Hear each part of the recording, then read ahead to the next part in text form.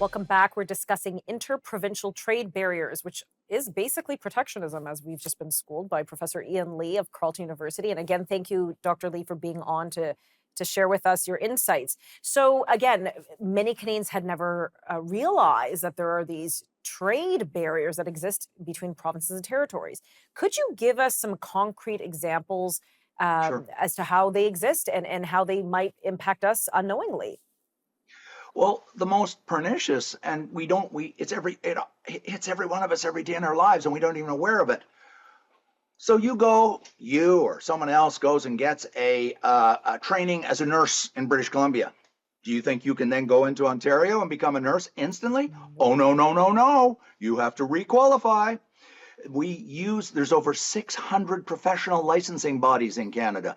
And guess where they operate? At the provincial level. So what Hmm. do? They make you, if you're a lawyer in BC or Ontario, you cannot go and practice in another province.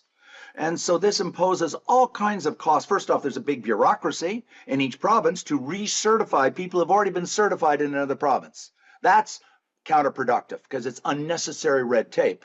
Secondly, what it's doing is imposing costs on those people who are employees or tradespeople. It could be carpenters, it could be hairstylists. There's over 600 licensing bodies, and we do not accept, no province right now accepts, or no province accepts the licensing in a trade in one province in another unless it's that special red seal exemption. But doesn't that exist This in the is United here. States as well? Every state has its own certifications for, say, nurses and trades. Or are we an anomaly here with that? I believe we are. I haven't studied the United States that closely. I've studied the Trade and Commerce Clause, which is a very famous phrase in the Constitution that way back in the 1800s, the Supreme Court ruled, allowed the federal government to prevail. And that's why they had Mm. a national integrated economy at a very early stage in the 1800s, and then they rose up to become the famous hegemon or superpower that they are. We went the opposite route and said that the provinces, their powers are paramount basically over the federal, and so we allowed this kind of a regime to emerge. But I want to give you one more example, Yes, Tanya. For those please. who drink alcohol, not everybody, but many do. Try and so do I. I drink my wine. Okay, in Ontario, try and import some wine from BC I as an know. individual. Forget it. No, no, no, no, no. It's going to somehow make you bad. You can drink that identical wine in BC, but you may not bring it to Ontario unless the LCBO brings it in. And if they don't choose to bring it in, you may not drink it. You're a That's bad person for crazy. wanting to drink BC wine that isn't being offered by the LCBO. This is the kind of pernicious, harmful regulations that have been used over the years. I have a third example. I have a friend who just moved from Alberta to Ontario, and he owns big trucks, not 18-wheel trucks, but F-250 type trucks and trailers. Okay, yes. He's had to pay several $1,000s to get them rechecked, relicensed, Yes. everything. And Yes.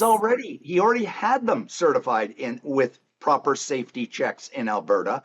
He had to pay thousands of dollars to relicense them in the province of Ontario when they should have just said, we accept the licensing and the safety regulation regime of Alberta, and we won't make you do it again. This goes I on. actually did this a year ago because my in-laws moved from BC to Ontario, and then I drove their car across. Fabulous drive. Um, Honestly, had I known, I didn't do the research beforehand about importing their car into. Had I known, I would have left it there. It was like this. It was like jumping through Exactly. these hoops, and then I'm at the mercy of the mechanic. It was crazy. Exactly. This is the kind people don't think about it, but this adds millions and millions and millions of dollars, not only in terms of the fees you have to pay to the bureaucracy in the next Hmm. province, but also your time. It's the red Yes. tape. It's the all the people you have to hire. And so this has driven, it's not just about driving up the prices to millions of Canadians, which it has, but it also has, and Trevor Toomb, let's give him full credit, has noted that this has dragged down our productivity so that we're 50% less productive. And people can say, oh, I don't care about productivity. How about if I throw this figure at you? The average American makes $89,000 a year and we make 60.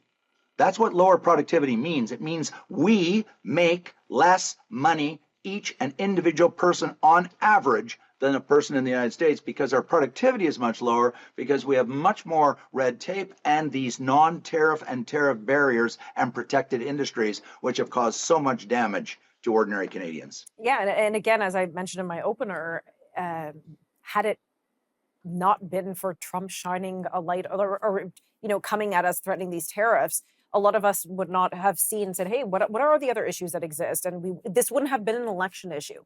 Anyhow, we're going to Exactly. continue this discussion in just a moment.